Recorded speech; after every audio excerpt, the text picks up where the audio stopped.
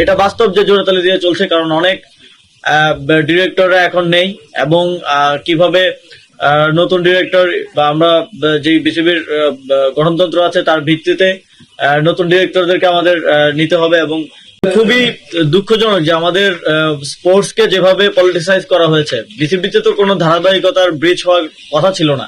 যদি স্পোর্টসে পলিটিসাইজ না করা হতো, বিসিবিতে পলিটিক্যাল লোকজন না থাকতো, তাহলে দেশে একটা পরিবর্তন হলেও বিসিবি তার মতোই থাকতে পারতো, ধারাবাহিকভাবে তার কার্যক্রম পরিচালনা করতে পারতো। কিন্তু আমি যখন দায়িত্ব নিলাম, এসে বিসিবির কোনো ডিরেক্টরকে পাওয়া যাচ্ছিল না। তখন কারোর সাথে যে পরামর্শ করবে এমন একটা লোক পর্যন্ত ছিল না। তো স্টেক হোল্ডারদের সাথে কনসালটেশনের মাধ্যমে এবং গঠনতান্ত্রিক অনেক জটিলতা ছিল, সেগুলো দেখে নিয়মতান্ত্রিক উপায়ে আমরা বিসিবির যেই আইসিসির যেই ফ্রেমওয়ার্ক আছে তার মধ্যে থেকে নিয়মতান্ত্রিক ভাবে আমরা বিসিবিতে পরিবর্তনটা এনেছি, এবং সেগুলো পুনর্গঠন হলে তার মাধ্যমে নিয়মতান্ত্রিক উপায়েই আরো নতুন ডিরেক্টর ইনক্লুশন হবে। তারপরে বিসিবির ডিপার্টমেন্ট গুলো ডিস্ট্রিবিউট করার ব্যাপার আছে, এবং সেগুলো ডিস্ট্রিবিউট করার মাধ্যমে বিসিবির কার্যক্রমে আরো গতিশীলতা আসবে বলে আমি মনে করি।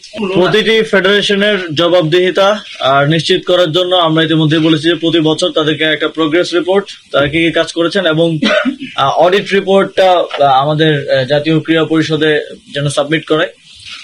এবং নতুন নেতৃত্ব দায়িত্ব নেওয়ার পরে বিসিবি এবং বাফুফে উভয়কেই এক্সটার্নাল অডিট করার জন্য মন্ত্রণালয়ের পক্ষ থেকে আমরা নির্দেশনা দিয়েছি। বিসিবি ইতিমধ্যেই এক্সটার্নাল অডিট শুরু করেছে এবং বাফুফেও শুরু করবে, এবং সেখানে আর্থিক কেলেঙ্কারির যদি কোনো পাওয়া যায়, তাহলে সেক্ষেত্রে আইনি ব্যবস্থা নেওয়ার জন্য আমাদের পক্ষ থেকে নির্দেশনা দেয়া আছে।